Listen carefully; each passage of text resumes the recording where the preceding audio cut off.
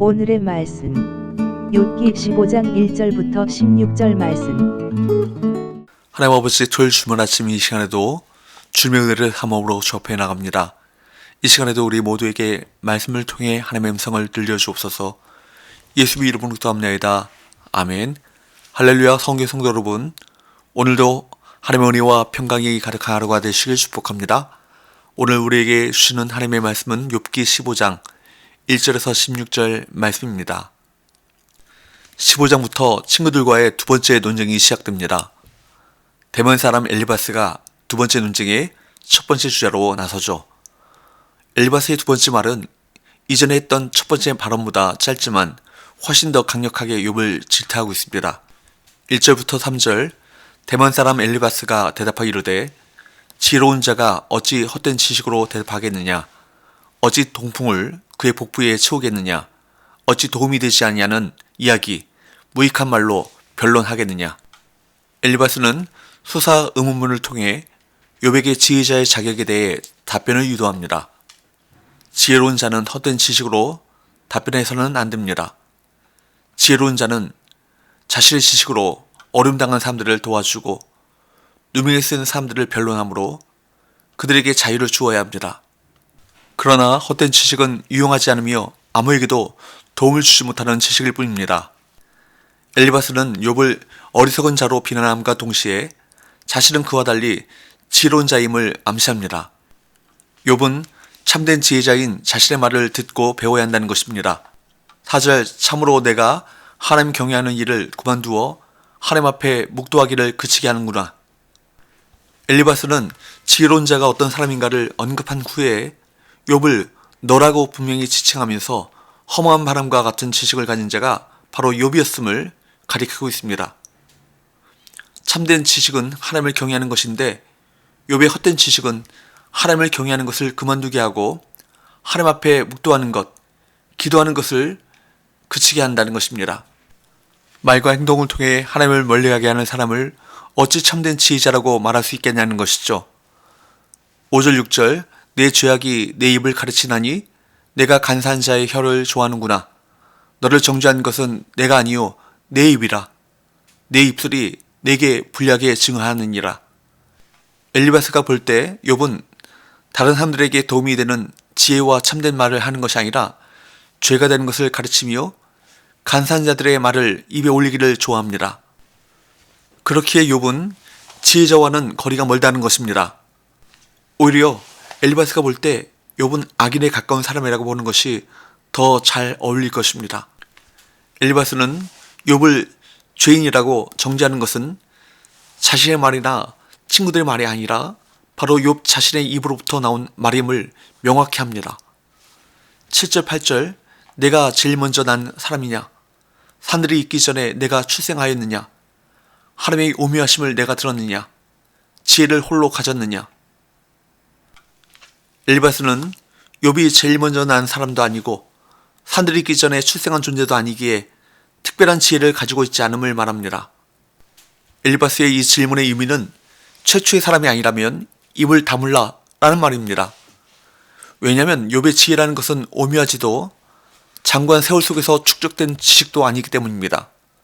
9절 10절, 내가 아는 것을 우리가 알지 못하는 것이 무엇이냐? 내가 깨달은 것을 우리가 소유하지 못하는 것이 무엇이냐? 우리 중에는 머리가 흰 사람도 있고 연로한 사람도 있고 내 아버지보다 나이가 많은 사람도 있느니라. 욥이 최초의 사람이 아니라면 욥의 지혜는 제한적이며 특별하지 않을 것입니다. 그렇기에 엘리바스는 욥이 아는 것만큼, 욥이 깨달은 것만큼은 자신도 알고 있다고 주장하는 것입니다. 게다가 엘리바스가 속한 지혜자들의 그룹에는 머리가 흰 욥의 아버지보다도 나이가 많은 사람도 있음을 언급합니다. 전통적으로 지혜란 삶의 길이와 관련되기에 나이가 많다는 것은 축적된 경험과 지혜가 많다는 의미입니다. 이것은 엘리바스와 친구들의 지혜가 욥이 경험을 통해 얻은 지혜보다 훨씬 깊고 넓다는 의미입니다.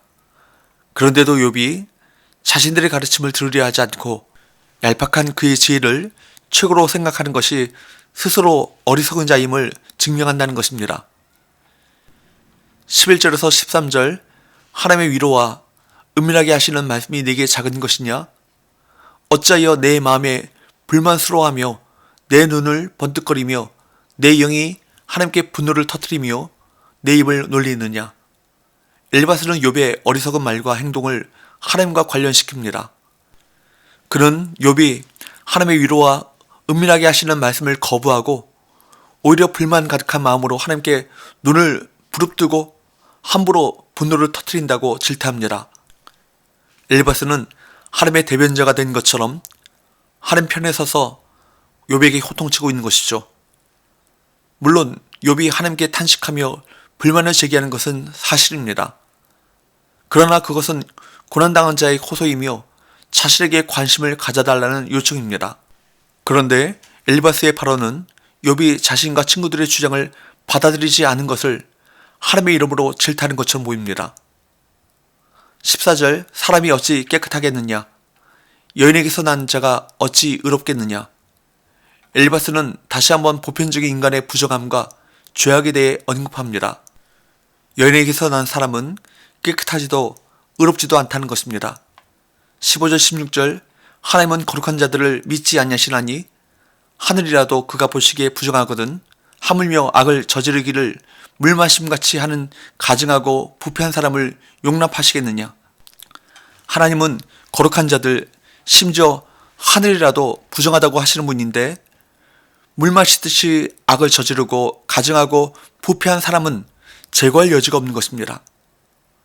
하나님 앞에서는 모두가 죄인이며 악인이기에 하나님의 이들을 용납하지 않으실 것입니다.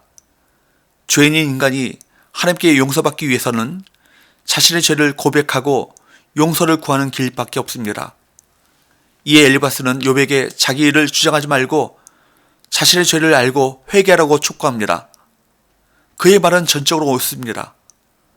하지만 욥에게 지금 필요한 것은 회개가 아닙니다. 물론 욥이 흠이 없는 완전한 사람, 거룩한 사람이라고 할 수는 없겠지만 지금 그에게 필요한 것은 위로와 공감이지 정죄와 회개는 아니었습니다. 엘리바스는 철저히 자기 판단으로 욥을 대했고 욥에 대한 그의 판단은 틀렸으며 욥에게 더 깊은 상처를 주었습니다. 안타깝게도 우리는 많은 경우 엘리바스와 같은 위로를 건넵니다. 철저히 자기 중심의 위로이죠. 이런 위로는 상대방에게 온전히 전달되기도 힘들고 영혼을 살리기도 어렵습니다. 내 지식과 감정이 아닌 하나님의 마음으로 상대방의 필요와 상태를 살펴야 위로가 시작되는 것입니다. 사랑하는 여러분, 타인을 함부로 정죄하고 비판하는 자는 근본적으로 하나님과 사람 앞에서 자신을 과대평가하는 교만한 자입니다. 이런 자는 하나님께 정죄받을 수밖에 없습니다. 성도는 언제나 하나님과 사람 앞에서 겸손한 자세를 보이고 믿음으로 덕을 끼치는 삶을 살아야 할 것입니다. 기도합시다.